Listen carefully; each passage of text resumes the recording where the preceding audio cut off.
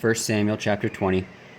And David fled from Naioth in Ramah, and came and said before Jonathan, What have I done? What is mine iniquity? And what is my sin before thy father, that he seeketh my life? And he said unto him, God forbid that thou should not die. Behold, my father will do nothing, either great or small, but that he will shew it me. And why should my father hide this thing from me? It is not so. And David sware moreover, and said, Thy father certainly knoweth that I have found grace in thine eyes. And he saith, Let not Jonathan know this, lest he be grieved.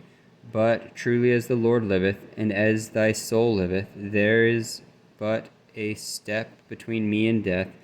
Then said Jonathan unto David, Whatsoever thy soul desireth, I will do it for thee. And David said unto Jonathan, Behold, tomorrow is the new moon, and I should not fail to sit with the king at meat. But let me go, that I may hide myself in the field unto the third day at even. If thy father at all miss me, then say, David earnestly asked leave of me, that he might run to Bethlehem his city, for there is a yearly sacrifice there for all the families. If he say thus, It is well, thy servant shall have peace. And if he be very wroth, then be sure that evil is determined by him.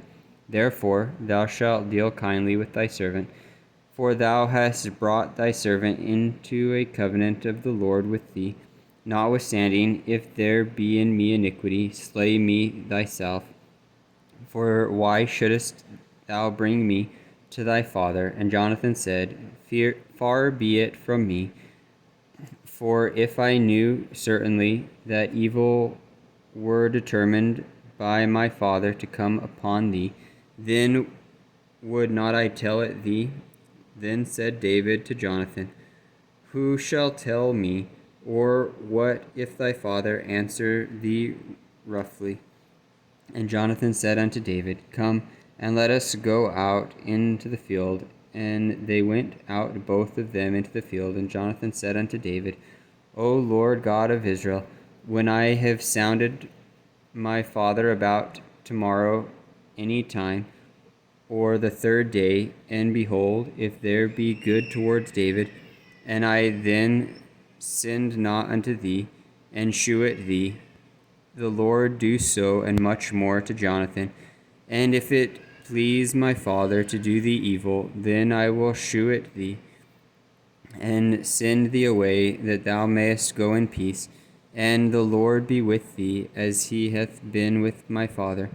And thou shalt not only while yet I live shew me the kindness of the Lord, that I die not, but also that thou shalt not cut off thy kindness from my house forever. No, not when the Lord hath cut off the enemies of David, every one from the face of the earth. So Jonathan made a covenant with the house of David, saying, Let the Lord even inquire it at the hand of David's enemies. And Jonathan caused David to swear again, because he loved him, for he loved him as he loved his own soul. Then Jonathan said to David, Tomorrow is the new moon, and thou shalt be missed, because thy seat will be empty. And when thou hast stayed 3 days, then thou shalt go down quickly, and come to the place where thou didst hide thyself when the business was in hand, and shalt remain by the stone Ezel. And I will shoot 3 arrows on the side thereof, as though I shot at a mark. And behold, I will send a lad, saying, Go find out the arrows. If I expressly say unto the lad, Behold, the arrows are on this side of thee, take them, then come thou, for there is peace to thee, and no hurt, as the Lord liveth. But if I say thus unto the young man, Behold, the arrows are beyond thee, go thy way, for the Lord hath sent thee away.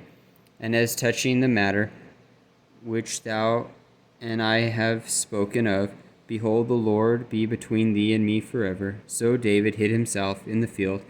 And when the new moon was come, the king sat him down to eat meat. And the king sat upon his seat, as at other times, even upon a seat by the wall. And Jonathan arose, and Abner sat by Saul's side, and David's place was empty.